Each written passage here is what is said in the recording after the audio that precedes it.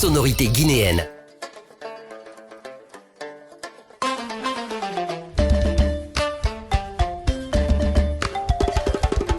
Vous êtes sur Espace TV et vous regardez votre émission Sonorité guinéenne. Ce soir, nous sommes avec une icône, une diva de la musique pastorale. Elle, c'est Halima. Halima Ba, vous le savez, donc c'est une diva de la musique pastorale qui fait assez de bonnes choses. Elle est de retour ici même à Conakry après donc sa tournée européenne, disons-le comme ça, mais aussi sa tournée africaine. Elle se prépare pour vous livrer le contenu de son double album Waoutaoula et Força Djamba, prévu le premier samedi après le Ramadan. Disons-le comme ça, la date, ça va être le 30 mai prochain. Ce soir, donc, nous l'avons trouvé en pleine séance de répétition ici même au First à Nongo. Avec elle, nous allons passer 52 minutes de bonheur en votre compagnie. Mais derrière également, nous allons retrouver le chargé de communication, l'homme qui s'active également sur le terrain par rapport aux préparatifs de ce concert. C'est Kanté Business et Communication. Le patron lui-même sera sur ce plateau pour nous parler donc des préparatifs de ce nouvel album de Halima, Waoutaoula et Força Djamba.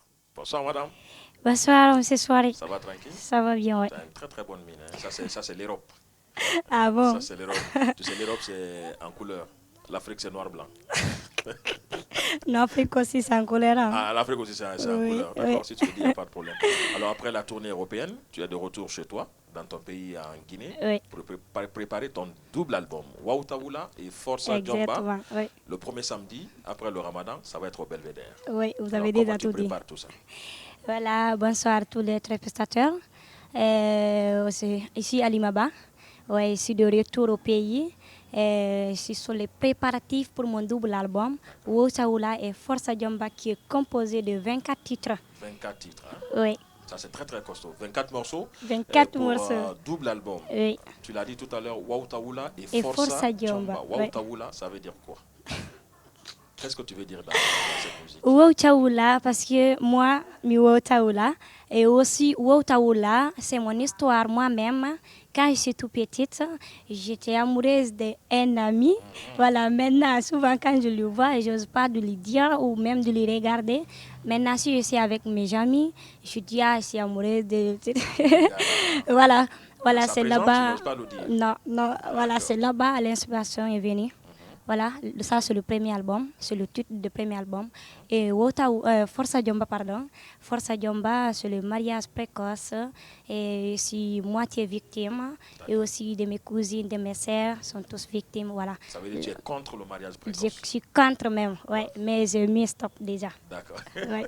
Halima Ba, vous l'avez compris, elle est notre invitée sur ce plateau. C'est pour parler donc de la sortie officielle de son double album Waoutaoula et Força Djamba, prévu, je le disais il n'y a pas longtemps, le premier samedi après le mois de Ramadan, ce qui va correspondre au 30 mai, Inch'Allah. Si tout va bien, au Belvédère, quand il sera 14h. Il y a longtemps, à Conakry, Halima ne fait pas des concerts. Tout le monde réclame Halima. Mais quand est-ce qu'on va voir Halima sur scène?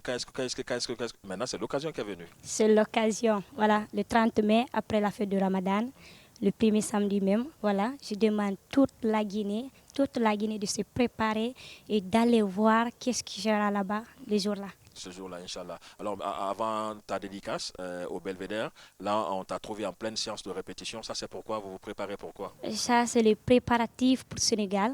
J'ai un concert là-bas, Sénégal à Wellingara. Oui, c'est une région dans le Sénégal.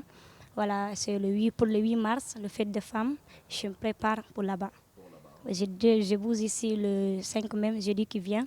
Voilà, pour Sénégal. Avec une équipe de Avec une équipe de 13 personnes. 13 personnes. Hein. Oui. Halima Ba, c'est les tournées, comme je le disais, il n'y a pas longtemps, les tournées dans la sous-région en Afrique, un peu partout, Sénégal, Gambie, Guinée-Bissau, Mali, un peu partout, mais aussi en Europe. Souvent, quand tu es en Europe, comment ça se passe tes tournées? Comment les autres, les Européens, ils comprennent notre façon de faire les choses?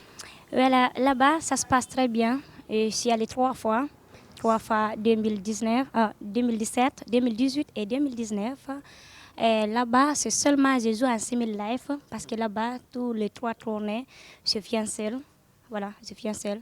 Mais tout ça passe comme il faut, voilà. Oui. C'est la France, c'est la Belgique, c'est Hollande, c'est la Suisse. Voilà, Suisse, Italie, Espagne, Allemagne, tout. Voilà, donc une très bonne tournée européenne. Peut-être toute l'Europe, oui. D'accord. Vous êtes de retour, je le disais il n'y a pas longtemps, c'est pour le double album, la dédicace. C'est pour le double On va album. rappeler la date, c'est le premier samedi. Après la fête de Ramadan. Après la fête de Ramadan, ça Oui, va être au qui sera le Belvedere. 30 Inch'Allah. mai au Belvedere. Force à Djamba et Wow Woutaoula. Taoula. Alors, vu que vous êtes en pleine séance de répétition, nous, on ne va pas trop durer On va pas trop durer, avec ouais. toi parce que tu es en pleine séance de répétition. Mais là, on te laisse avec ton public. Hein. Tu peux t'adresser à ton public, ça peut être en polar, ça peut être dans n'importe quelle langue, pour que tu puisses leur dire qu'Alima est de retour et qu'Alima prépare sa dédicace pour le premier samedi après Ramadan. Voilà, fambe wonɓe darde lan ko min Halima Ba artiste jomo yiɗaɗo yeɗaɗo mo anata ko andintingol on haray le premier samedi après julde sumaye ɗum hawray le 30 mai foppo hino invita juuɓe e sukaɓe fayɓe e mawɓe hirde Halima Ba welay fotay ko doyi doyi fo no invita wata goto tultu Belvedere fo no andi toon surtout sonnaɓe ɓen les Soussou, les Malinké, les Diakanké, les forestières, les Landoma, les Thomas et les Pelles. Vous êtes tous invités pour le 30 mai 2020 au Belvedere. Mi wawchawula, mi wawchawula, mi wawchawula, baydaydo andawula. Doy doy no walla, doy doy no walla, doy doy no walla, mi waɗay doy baydo walla. E yimɓe goo no woodi ko yimɓe aduna ɓenni e yimɓe goo no woodi ko yimɓe aduna ɓenni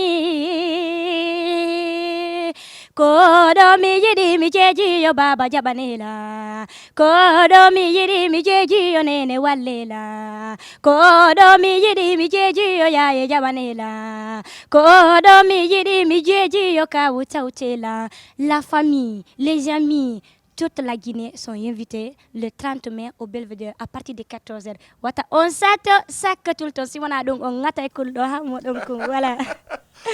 Mesdames et messieurs, à présent, on va vous laisser en compagnie de Halima Ba en pleine séance de répétition avec tout son groupe et nous on se retrouve juste après cette prestation.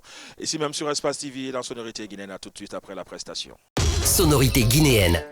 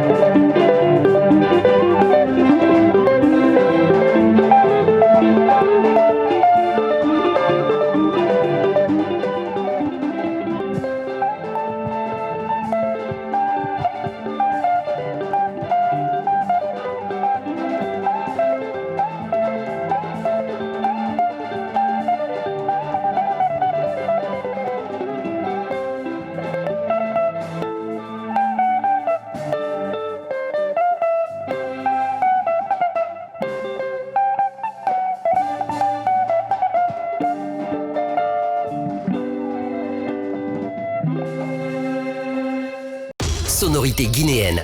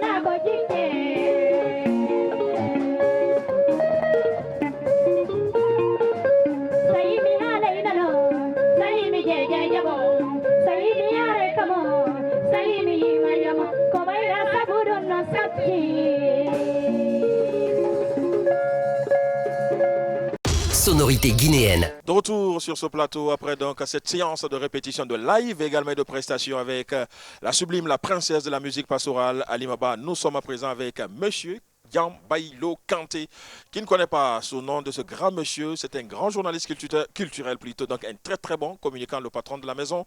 Kanté Business et Communication, ce sont les partenaires donc de l'organisation de ce gros spectacle qui arrive le premier samedi après le Ramadan à 14h au Belvédère, sortie officielle de l'album de Alimaba. Monsieur Kanté, bonsoir et bonne arrivée. Bonsoir monsieur Souaré. Ça fait plaisir de vous retrouver sur ce plateau de Sonorité. Le plaisir est partagé. Bien. Alors Alimaba qui sort un double album, Waoutaoula et Força Diomba, prévu le premier samedi, je le disais il n'y a pas longtemps, à 14h au Belvédère. Alors vous qui êtes partenaire à cet événement, quels sont les préparatifs? Qu'est-ce qui est fait aujourd'hui pour Alimaba? Parce que c'est vrai que le public guinéen a longtemps réclamé Alimaba sur scène. C'est vrai, le public a longtemps réclamé Alimaba, mais j'en suis sûr que le public aussi ne sera pas dessus, parce qu'on dit pour mieux sauter, il faut bien reculer. Et c'est ce que nous sommes en train de faire avec Alimaba. D'ailleurs, vous avez suivi tout de suite la prestation, la répétition, comment ça se passe. Et c'est comme ça, nous avons déjà commencé les répétitions depuis maintenant une semaine. Et c'est comme ça qu'on va continuer pendant 2 mois de répétition. Et parce qu'il y a déjà, vous l'avez dit à l'entame, une tournée africaine aussi qui attend l'artiste à partir du samedi pour naturellement quelque part. Mais côté préparatif, vers Kanté Business Communication, s'il faut dire, ou bien avec Kanté Business Communication, pour dire que c'est Halima, parce que quand vous parlez Kanté Business Communication, automatiquement vous parlez de Halima Ba, et c'est là que nous sommes côté préparatif. Pratiquement nous sommes à 70%, à 70% déjà, avant le 30 mai, ou encore si vous voulez le premier samedi. Parce que c'est que j'ai remarqué que le travail a commencé tôt, parce qu'il y a le mois de Ramadan qui arrive, donc il faut changer de stratégie, il faut changer de la donne, c'est ce que j'ai compris dans votre façon de faire. Oui, tout à fait. Écoutez, nous sommes au 21e siècle. Et là, au 21e siècle, la communication est le kérosène de ce siècle. C'est pourquoi on s'est dit en tête, il faut commencer très tôt pour la communication, pour arriver à bon port le 30 mai. Parce que l'homme n'a pas de port, le temps n'a pas de rive. Il coule, nous passons. Donc, si Dieu nous donne la chance de faire nos projets à temps, il faut en profiter. C'est pourquoi nous sommes à 70% de l'organisation. Alors pour ceux qui veulent avoir les tickets, la billetterie et tout ce jour-là, ça va se passer comment l'accès? Oui, tout à fait. Je pense le public ou encore les téléspectateurs auront la chance de voir comment ils peuvent s'en occuper, s'en procurer voilà, de ces tickets. On peut même faire une livraison à domicile, mais ça sera l'objet aussi d'une autre communication sous une autre facette. Inch'Allah. Donc pour tous ceux qui veulent avoir le billet par rapport donc, au concert de Halima Ba, merci de patienter puisqu'il y aura donc une autre communication comme il le disait il n'y a pas longtemps, où trouver les tickets et à combien donc vous aurez l'occasion de connaître tout cela avec la maison Kanté Business Communication. Halima Ba, c'est un double album, Waoutaoula, Forza Djumba, le premier samedi après le Ramadan à 14h, ça va être au Belvédère, Inch'Allah, si Dieu le veut bien, donc ce qui va correspondre au 30 mai. Voilà, donc nous acheminons pratiquement vers la fin de l'émission, à moins que vous avez quelque chose à rajouter. Oui, quelque chose à rajouter. Il faut dire que le public mélomane guinéen pour recevoir la princesse Halima Ba le premier samedi juste après un mois de pénitence, un mois d'abstinence, un mois de jeûne. Ça sera le 30 mai du côté du Belvédère. Et là, vous venez très tôt à 14h. Déjà, nous sommes sur place et pour une ambiance festive. Et vous serez encore très enthousiasmé par rapport à l'ambiance. Monsieur Diambaïlo Kanté, le patron de la maison Kanté Business Communication, était sur nos plateaux pour nous parler des préparatifs de la sortie de ce double album Waoutaoula et Forza Djumba de l'artiste Halima Ba, prévu le premier samedi après le Ramadan au Belvédère quand il sera à 14h. Donc retenez la date, ça va être le 30 mai, si Dieu le veut bien comme ça. Merci à toute l'équipe de production. Et quant à moi, Salim Soare, je vous donne rendez-vous pour un prochain numéro. D'ici là, portez-vous bien et le programme continue sur votre chaîne. Au revoir. Sonorité guinéenne.